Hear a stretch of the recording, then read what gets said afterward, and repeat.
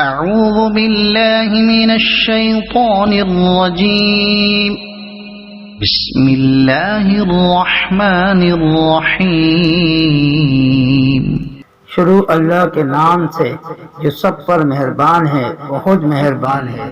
لإیلاف قریش چونکہ قریش کے لوگ عادی ہیں ایلافہم رحلة الشتاء والصیف یعنی وہ سردی اور گرمی کے موسم میں یمن اور شام کے سفر کرنے کے عادی ہیں۔